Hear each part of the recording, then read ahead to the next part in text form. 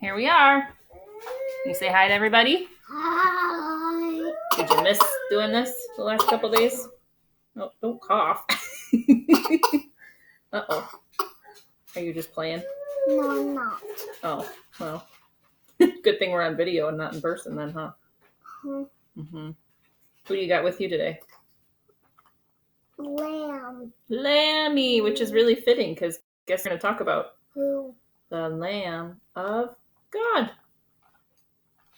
Did you know that? Mm-hmm. Just like we talked about yesterday. Yeah, just like we talked about yesterday. And we're going to talk about some shepherds. And what do shepherds do? What's a shepherd?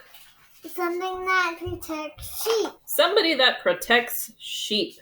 So it's a good thing you've got Lammy along with you, because we're going to talk about some shepherds and their sheep and the lamb that came for the whole world. So yeah, what's this?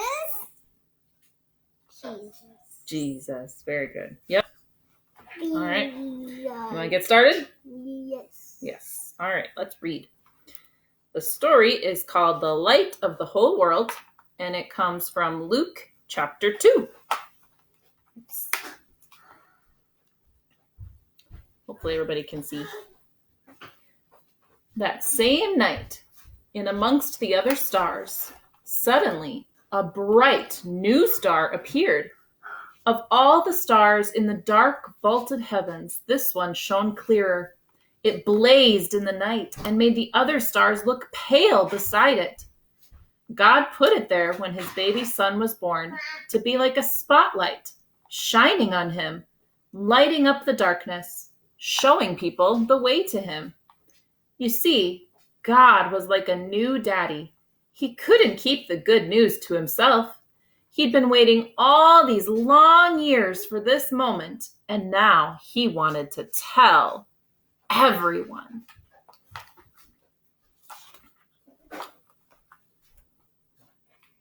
So he pulled out all the stops.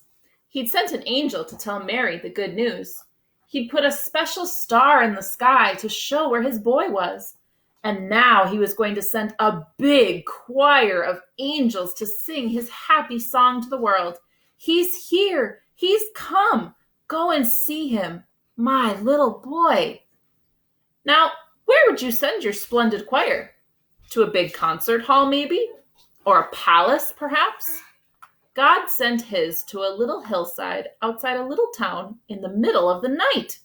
He sent all those angels to sing for a raggedy old bunch of shepherds watching their sheep outside Bethlehem.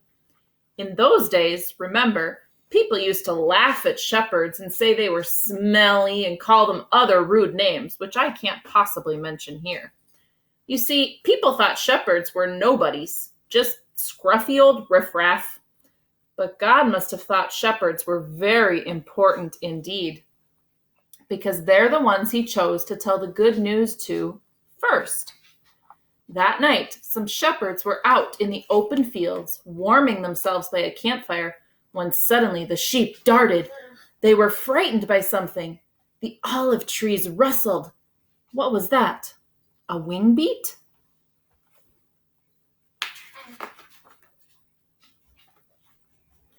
They turned around.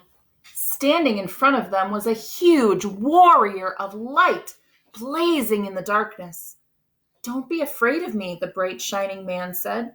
"I haven't come to hurt you. I've come to bring you happy news for everyone, everywhere. Today, in David's town in Bethlehem, God's son has been born. You can go and see him. He is sleeping in a manger." Behind the angel, they saw a strange glowing cloud, except it wasn't a cloud. It was angels, troops and troops of angels armed with light, and they were singing a beautiful song. Glory to God. To God be fame and honor and all our hoorays. Then, as quickly as they appeared, the angels left. The shepherds stamped out their fire, left their sheep, raced down the grassy hill, through the gates of Bethlehem, down the narrow cobble streets, through a courtyard, down some steps, past an inn, round a corner, through a hedge, until at last they reached.